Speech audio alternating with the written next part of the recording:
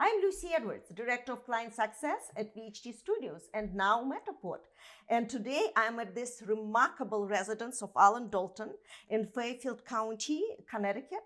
And we are here to talk about very important topics. But I would like to introduce you first, Allan.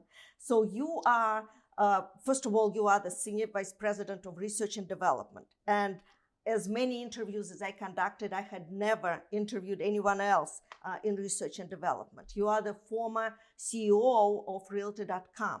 You were inducted into a Risk Media Hall of Fame. And now you have a new title, which is the Executive Director of Forever Agent Movement. And we're going to spend some time on that. But I would like to start with market. Market is shifting. Everywhere I go, agents are saying market is shifting. And you, being part of research and development, should probably know more than anyone else.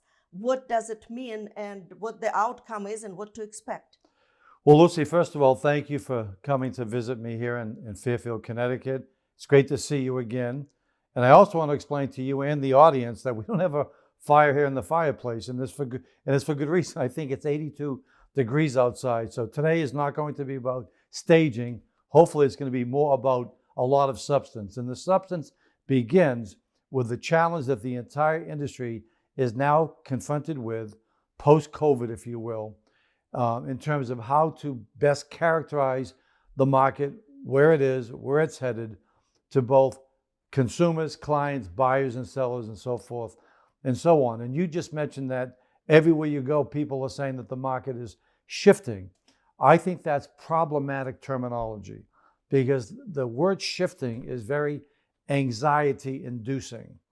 It almost evokes thoughts of earthquakes.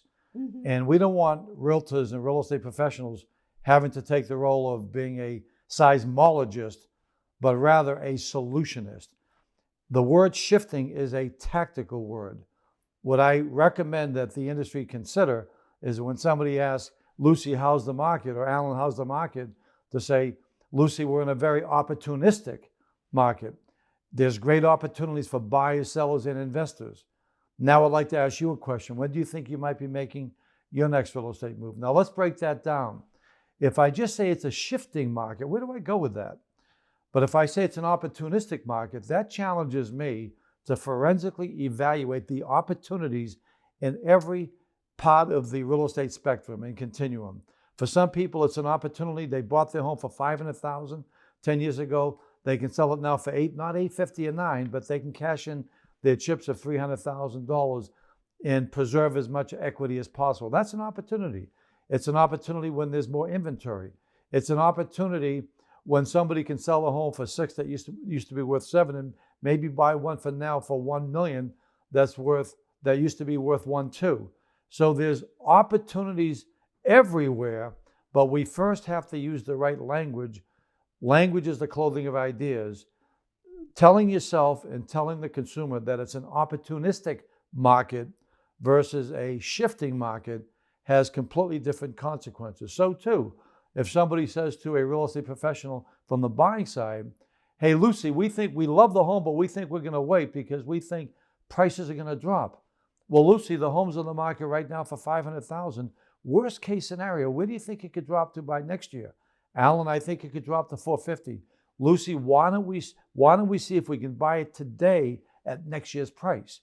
Because this home won't be here probably in a year because the home seller might have to sell. You might be able to negotiate a better transaction now, even if prices drop 15% by waiting a year based upon the circumstances of the home seller. So again, you've got to look for the opportunities in the same way that it's not a stock market, it's a market of stocks. So the market isn't a shifting market, it's an opportunistic market. I completely agree with you, Allan. Opportunistic market and shifting market and how you compare it and how you conclude it, it's absolutely a perfect example that you are bringing about different properties and how you can buy and sell and look forward to what's going on next year. Can you add something to it? Yes, in the same way that when people sometimes talk in general terms, the consumer, there's not a monolithic consumer.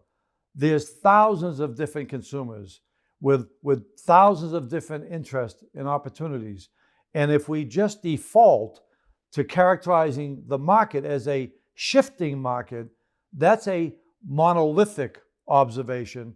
Whereas in opportunistic marketplaces, that challenges people to become the best real estate trusted advisor, the best forever agent, by helping to identify opportunities. Again, a solutionist versus a seismologist. And I think the positive thinking also makes a big difference. And shifting, now it sounds really negative to me. So I appreciate you Great. talking about and it. I don't mean to correct you, but you're not the first person who's saying that. Seemingly everybody's using that same word.